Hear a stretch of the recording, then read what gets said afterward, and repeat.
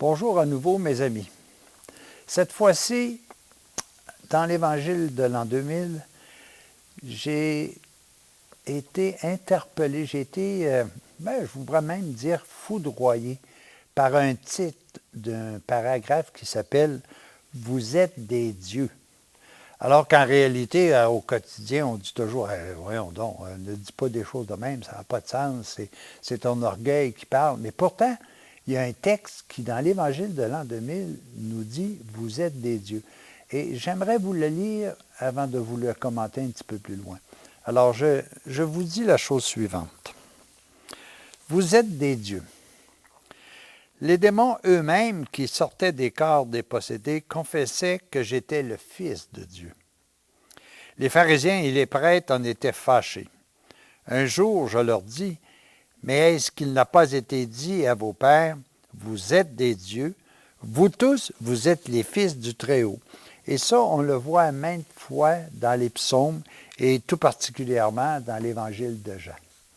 Alors, je continue en disant, Laurent continue, c'est-à-dire, « Il vous a été donné le pouvoir de devenir des enfants de Dieu et en réalité, vous l'êtes.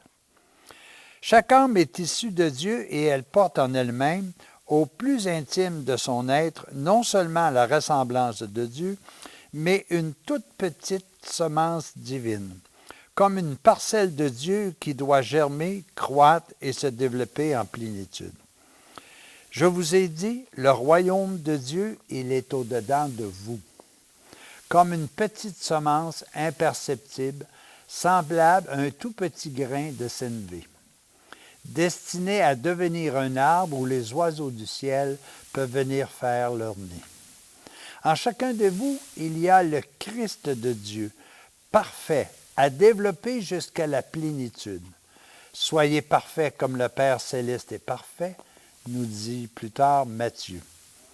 En chacun de vous, le Christ de Dieu doit dominer toutes les tendances inférieures, unifier toutes les puissances de l'âme, jusqu'à ce que vous puissiez dire en toute vérité, ce n'est plus moi qui vis, c'est le Christ qui vit en moi. Vous êtes issus de Dieu. Vous êtes tous les filles du Très-Haut, les fils du Très-Haut. Vous êtes des dieux, des fils et des filles du Père des cieux. Ce paragraphe-là est très interrogatif pour moi, parce que notre façon de vivre antérieurement nous disait que c'était pratiquement un péché de considérer qu'à l'intérieur de nous, il y avait la présence divine. Jean dit dans son évangile, « Dieu est amour ». Toute personne qui a à l'intérieur de lui une parcelle d'amour a la présence de Dieu. Qu'il soit membre d'une des 10 000 religions recensées par l'ONU, qu'il soit complètement athée ou croyant ou pensé l'être, à partir du moment où il fait un acte d'amour, il fait un acte de Dieu. Il fait un acte divin. Et chacun de nous, à journée longue, le faisons. Cette petite parcelle qui est à l'intérieur de nous, lorsque Dieu a créé notre âme et notre esprit, il a pris une petite parcelle de lui.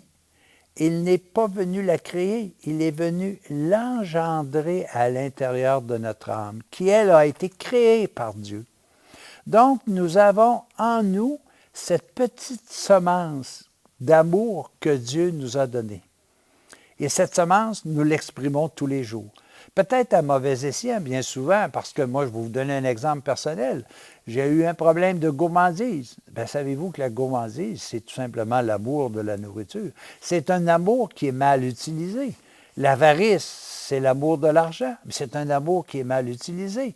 Notre objectif, c'est d'utiliser l'amour à des fins qui sont positives, qui sont constructives et qui vont développer davantage en nous, de telle sorte qu'un jour, je pourrais dire, ce n'est plus moi qui vis, c'est l'amour qui en moi vit.